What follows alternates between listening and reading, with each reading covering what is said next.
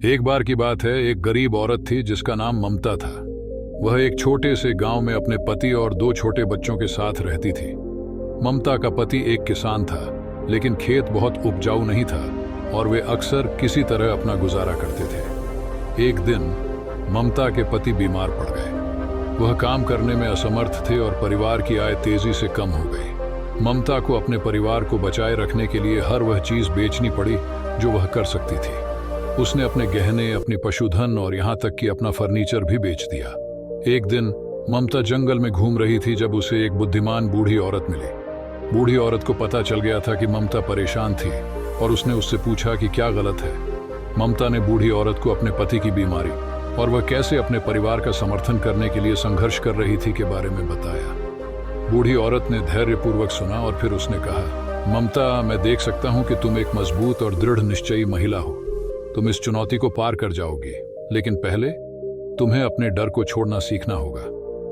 ममता को समझ नहीं आया कि बूढ़ी औरत का क्या मतलब था, लेकिन उसने उसकी सलाह के लिए धन्यवाद दिया और अपने रास्ते पर चली गई। जब ममता घर पहुंची तो उसने बूढ़ी औरत की बातों के बारे में सोचा। उसने महसूस किया कि वह अपनी समस्याओं पर इतना ध्यान केंद्रित कर रही थी कि उसने उम्मीद करना भूल गई थी। उसने अपने डर को छोड़ने और सकारात्मक पर ध्यान केंद्रित करने का फैसला किया।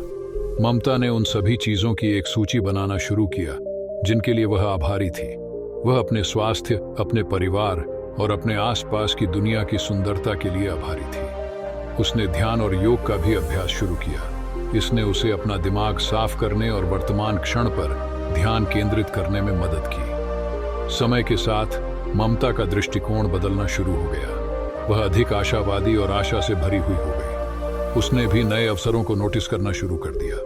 उसने हस्तनिर्मित आभूषण बेचने का एक छोटा सा व्यवसाय शुरू किया और उसने स्थानीय सामुदायिक केंद्र में योग कक्षाएं भी सिखाना शुरू किया। ममता के पति की बीमारी से उबर गए और परिवार अपने पैरों पर वापस आ गया। ममता का व्यवसाय सफल रहा और वह समुदाय में एक सम्मानित सदस्य बन गई। एक दिन ममता जंगल में घूम रही थी जब उसने बूढ़ी औरत को फिर से देखा। बूढ़ी औरत ने ममता को मुस्कुराते हुए कहा, मुझे लगता है कि तुमने अपने डर को छोड़ना सीख लिया है। तुम एक मजबूत और साहसी महिला हो। ममता ने बूढ़ी औरत को उनके मार्गदर्शन के लिए धन्यवाद दिया। वह जानती थी कि वह आज बिना बूढ़ी औरत की मदद के नहीं होती। इस कहानी की सीख, ममता की कहानी एक याद दिलाती है कि हम सभी अपनी चुनौतियों को पार करने की शक्ति रखते हैं। हम रास्ते में उतार चढ़ाव का सामना कर सकते हैं, लेकिन हमें अपने सपनों को कभी नहीं छोड़ना चाहिए।